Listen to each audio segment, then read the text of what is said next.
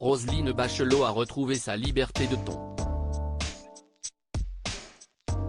Son expérience au sein du ministère de la Culture, l'intéressée a décidé de la raconter dans un livre, 682 jours, Le bal des hypocrites, paru aux éditions Plomb.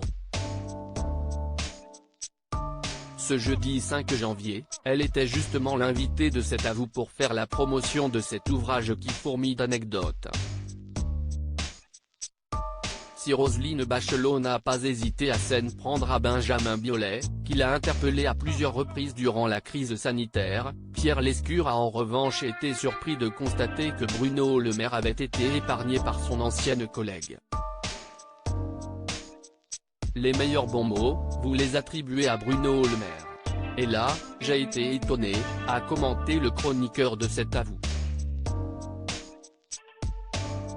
Son interlocutrice a alors tenu à défendre l'actuel ministre de l'économie. Bruno est quelqu'un de très fin, très intelligent et très cultivé. Ça tout le monde le sait, a-t-elle déclaré en préambule.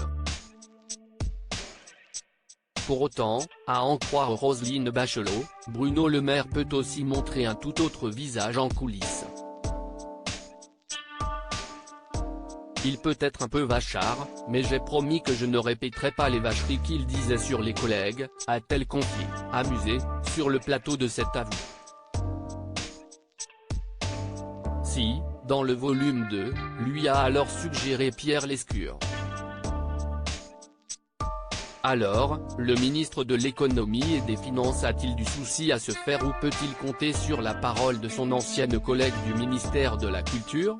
Supérieur à Roselyne Bachelot et ses broches, retour en images sur sa passion pour cet accessoire. Roselyne Bachelot blessée par les insultes des artistes à son égard lors de son passage dans le talk-show de France 5, Roselyne Bachelot a aussi évoqué ses relations tendues avec les acteurs du monde culturel durant la crise sanitaire.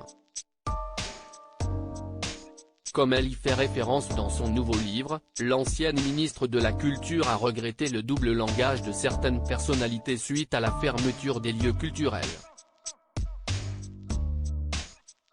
Vous racontez que vous estimez avoir été victime de bashing, vous dénoncez l'attitude de certains artistes qui n'étaient pas, selon vous, les plus à plaindre. Vous ne leur pardonnez pas à ces artistes ? Vous êtes rancunière ? S'est interrogée l'animatrice de France 5.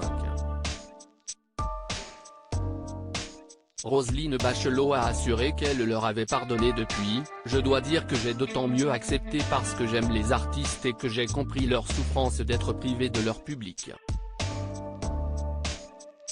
Ce n'est pas qu'une question d'argent, un artiste, ça vit pour son public, pour ce contact physique avec le public, a-t-elle souligné, ajoutant néanmoins que certains artistes ont tenu des propos injustes.